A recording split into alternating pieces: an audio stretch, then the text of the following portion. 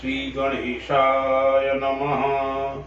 ओम नमो भगवते वासुदेवाय। दर्शक मित्रों, आज हम सर्व पितृ अमावस्या कब है,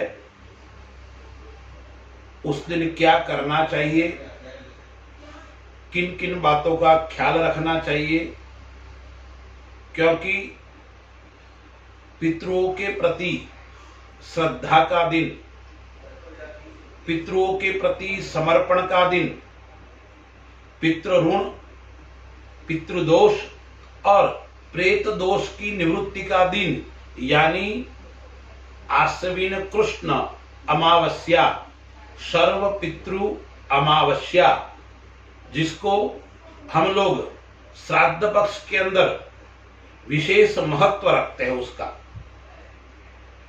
जीवन के अंदर व्यक्ति के ऊपर 3 प्रकार के ऋण होते हैं, एक देव ऋण, एक ऋषि ऋण और एक पितृ ऋण।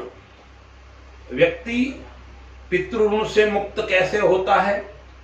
आजकल कुछ भ्रांतियां भी है लोगों के अंदर। पितृ ऋण, पितृदोष और प्रेत दोष सबको एक ही समझते हैं। पितृ ऋण किसे कहते हैं? व्यक्ति के ऊपर जन्म से यह ऋण होता है और प्रत्येक व्यक्ति के ऊपर होता है। पितृदोष सब व्यक्ति के ऊपर नहीं होता है, प्रेत दोष सभी के ऊपर नहीं होता है, लेकिन पितृ ऋण सबके ऊपर होता है। तो पितृ ऋण से मुक्त हम कैसे हो सकते हैं? अमावस्या के दिन, ये जो सर्व पितृ अमावस्या है, वो सर्व पितृ अमावस्या पितृ ऋण से मुक्त होने का श्रेष्ठ और उत्तम दिन है। दर्शक मित्रों, पितृ ऋण मैंने कहा प्रत्येक व्यक्ति के ऊपर होता है, तो उसकी मुक्ति किस प्रकार से होती है? तो नित्य क्रिया जो हमारी है, नित्य कर्म है, उससे हम मुक्त होते हैं। जैसे तर्पण करना, श्राद्ध करना, सांवत्सरिक श्राद्ध करना, यानी जो वार्षिक पुण्य तिथि है, ऐसे कर्म जब हम करते हैं तब पितृ ऋण से हम मुक्त होते हैं। तो बंधुओं, पितृ ऋण से मुक्त होना है तो हमें जो ये आश्विन कृष्ण अमावस्या है, उसके दिन अपने पितरों का तर्पण करना चाहिए, भगवत गीता का पाठ करना चाहिए और श्राद्ध करना चाहिए। अब देखिए श्राद्ध का विधान कैसे बताया है, मैंने उसका अलग से एक वीडियो बनाया है। लेकिन यदि आप अपने पूर्वजों की श्राद्ध तिथि आपको याद नहीं है, तो उनका श्राद्ध अमावस्या के दिन करना चाहिए। और कारणवश आप नहीं कर पाए श्राद्ध, आपको तिथि तो याद है लेकिन आप श्राद्ध नहीं कर पाए, तो उनका श्राद्ध भी सर्व पितृ अमावस्या के दिन करना चाहिए। अब शास्त्रकार ये भी कहते हैं, सर्व पितृ अमावस्या के दिन यदि आप श्राद्ध करते हो तो आपके पितृ आपको आशीर्वाद प्रदान करते हैं। तो पहले तो पितृ ऋण से मुक्त होना है तो आपको तर्पण करना, श्राद्ध करना। यदि आपके जीवन के अंदर, आपके घर के अंदर पितृदोष है, तो पितृदोष से क्या क्या होता है? घर के अंदर ग्रह अशांति रहती है, घर के अंदर क्लेश रहता है, परिवार में मनमुटाव उत्पन्न होता है। इस प्रकार की समस्याओं के कारण पितृदोष है ऐसा दिखाई पड़ता है। उस प्रकार का जीवन के अंदर वर्ताव हमारे साथ में होता है। तो दर्शक मित्रों, यदि आप पितृदोष से ग्रसित है तो आपको ये जो सर्व पितृ अमावस्या आ रही है, उस दिन क्या करना चाहिए? पितृदोष के निवृत्ति के लिए शास्त्रों में भिन्न भिन्न उपाय बताए हैं। आपकी दोष की निवृत्ति के लिए आपको त्रिपंडी श्राद्ध कराना चाहिए, उसके लिए आपको श्रीमद् भगवत गीता का पाठ करना चाहिए, और पितृदोष की निवृत्ति के लिए विशेष भगवान विष्णु और भगवान नारायण का पूजन के साथ में भगवान पितृदेवता का पूजन करना चाहिए। अमावस्या के दिन पीपल के अंदर जल चढ़ाना चाहिए, उससे पितृदोष से आप मुक्त होते हैं। जल भी चढ़ाने का शास्त्रों में एक विधान बताया है, कैसे चढ़ाना चाहिए? आप जो जल चढ़ाते हो ताम्र पात्र होना चाहिए, उसके अंदर पुष्प, काले तिल, अक्षत माने चावल और कुमकुम या चंदन डालकर भगवान पितृ नारायण को याद करते हुए पीपल के अंदर जल चढ़ाना चाहिए। यदि आप अमावस्या के दिन आप यह जल अर्पण करोगे, 4 मुख वाला दीपक करोगे और पीपल की 7 परिक्रमा करोगे तो आप पितृदोष से मुक्त होंगे। यदि पितृदोष है तो आपको पितृओं का पूजन करना चाहिए और तर्पण करना चाहिए और ब्राह्मण को भोजन करवाना चाहिए।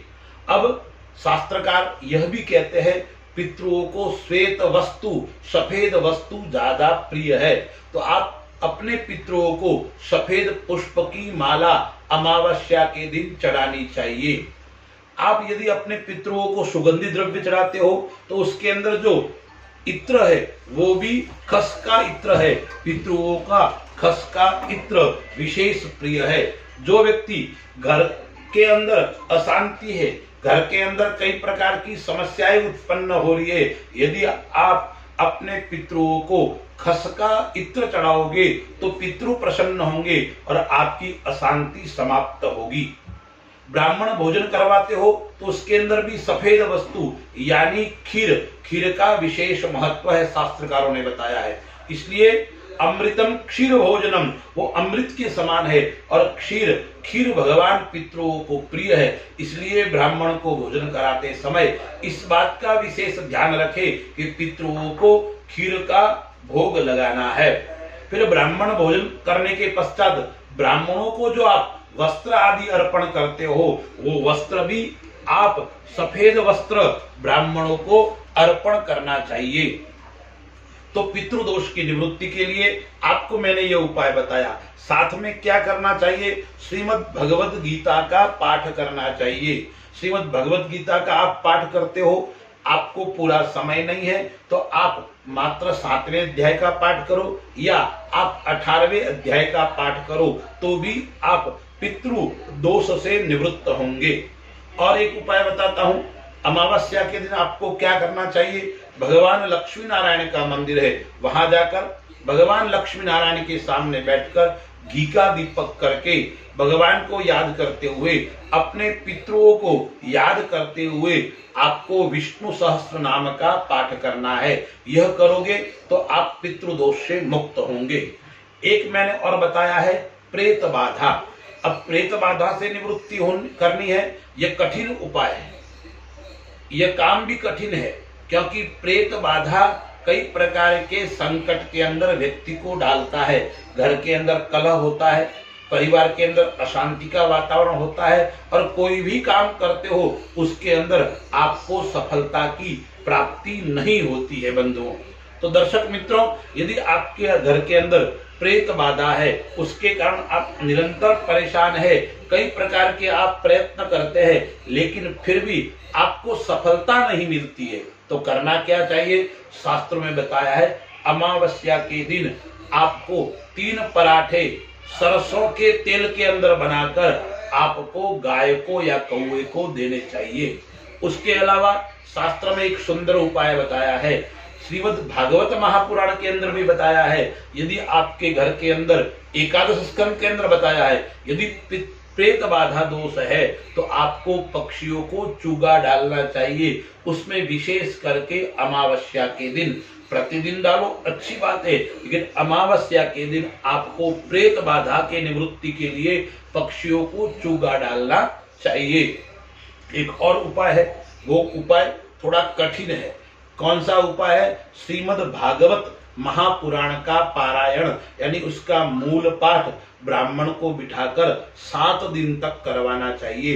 यदि आपके घर के अंदर भयंकर से भयंकर पितृदोष है, प्रेत बाधा दोष है, यदि घर के अंदर आप श्रीमद् भागवत महापुराण का मूल पाठ पारायण करवाओगे तो आपके समस्त पितृ प्रसन्न होंगे, प्रेत बाधा से आप निवृत्त होंगे और पितरों का आशीर्वाद आपको मिलेगा। ये जो सर्वपितृ अमावस्या है, पितृ विसर्जनी तिथि है, उस दिन आप क्या करोगे?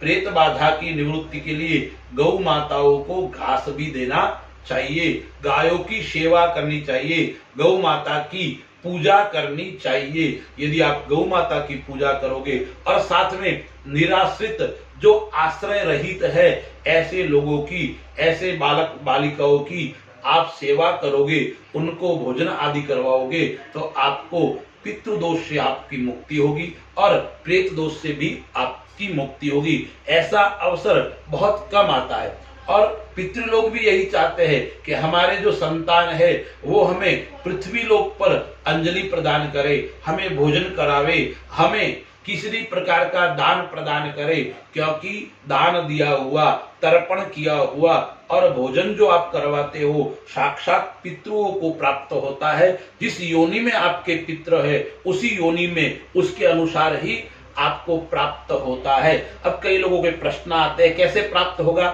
मैं आपको कहता हूं, यहां से अमेरिका के अंदर आपने पैसे भेजे तो वहां की जो मुद्रा है उस मुद्रा में परिवर्तित होकर आपको वहां पे पैसे मिल जाएंगे। उसी प्रकार से आप यहाँ पे गौ के माध्यम से, ब्राह्मण के माध्यम से या तर्पण के माध्यम से या पिंडदान के माध्यम से आप अपने पितरों को जो प्रदान कर रहे हो वो उनको जिस योनि में है उस योनि के में अंदर परिवर्तित होकर उनको प्राप्त हो जाएगा। इसलिए यह जो अमावस्या है, आश्विन कृष्ण अमावस्या रविवार 21 तारीख को अपने पितरों के आशीर्वाद के लिए मैंने जो आपको उपाय बताया है उसके अनुसार करोगे तो आपके पितृ प्रसन्न होंगे और आपको पितरों का आशीर्वाद प्राप्त होगा। अस्तु। जय श्री राम।